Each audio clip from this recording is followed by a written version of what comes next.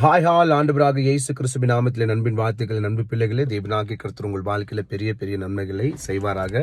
இந்த புதிய நாளில் மீண்டும் உங்களோடு கூட சந்திப்பது எனக்கு மிகவும் மகிழ்ச்சியாக இருக்கிறது. தேவன் பெரிய அற்புதங்களுக்குள் உங்களை வழி நடத்துவாராக. வாங்க நம்ம தேவனுடைய வார்த்தைக்கு நேராக கடந்து போகலாம். நீதிமொழிகள் 3:5 சொல்லுது, உன் சுய புத்தின் மேல் சாயாமல் உன் முழு இருதயத்தோடு கர்த்தர் மேல் நம்பிக்கையாய் இரு. எத்தனை பேருக்கு புரிஞ்சிச்சு? இன்னைக்கு நம்மளுடைய வாழ்க்கையில் இருக்கக்கூடிய அநேக கஷ்டங்களுக்கும் அநேக போராட்டங்களுக்கும் நம்ம வாழ்க்கையில் இருக்கக்கூடிய தரித்திரத்துக்கும் நம்ம வாழ்க்கையில் இருக்கிற பல காரியங்களுக்கும் காரணம் என்ன தெரியுமா? நீங்க உங்க சொந்த புத்தினால நீங்க யோசிச்சு ஏதோ பண்றீங்க.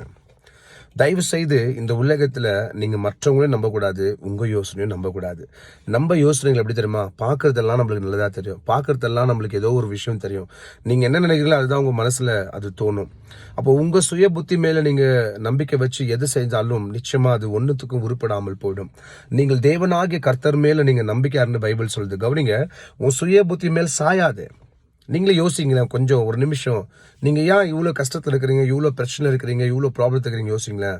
ஒரு நாள் நீங்கள் யோசிக்காமல் உங்களுடைய யோசனையில் இது நல்லதுப்பா, நம்ம லைஃப்பில் இது கரெக்டுப்பா, இவன் கரெக்டுப்பா, இவ கரெக்டுப்பா, இது கொடுத்தா அப்படிப்பா, அது கொடுத்தா இப்படிப்பா நீங்கள் யோசிச்சு பண்ணதுனால மட்டுமே இப்படிப்பட்ட நிலைமையில நீங்கள் உட்கார்ந்துட்டு இருக்கிறீங்க.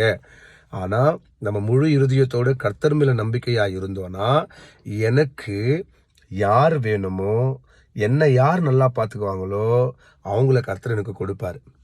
என்கிட்ட இருக்கிற ₹1 நான் எங்க கொடுத்தா அது எனக்கு மீண்டும் வரும், இரட்டிப்பா வரும்னு கர்த்தருக்கு தெரியும். உன்னை நன்மையான பாதையில வழி நடத்துவாரு, உன்னை நன்மையான வழியில வழி நடத்திருப்பாரு. இப்போ கூட ஒன்றும் குறைஞ்சு போகல. நான் அதை சொல்றேன், நீங்க இவ்வளவு நாள் உங்களை நம்பி உங்க சுய புத்தினால யோசிச்சு இந்த காரியத்துக்குள்ள நீங்க நின்றுட்டு இருக்கிறீங்க.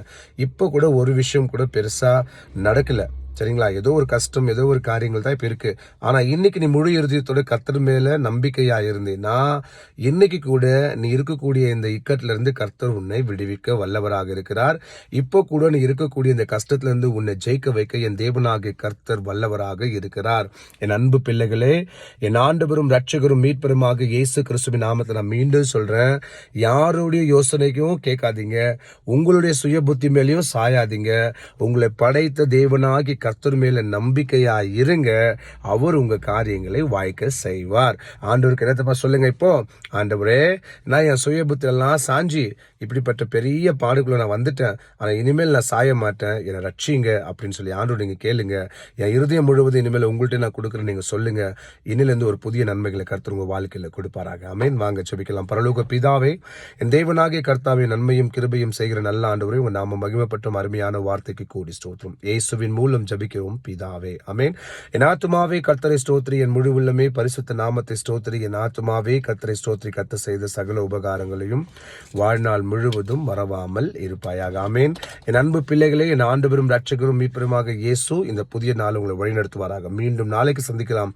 அதுவரை என் தேவனாகிய கர்த்தர் உங்களோடு கூட இருப்பாராக.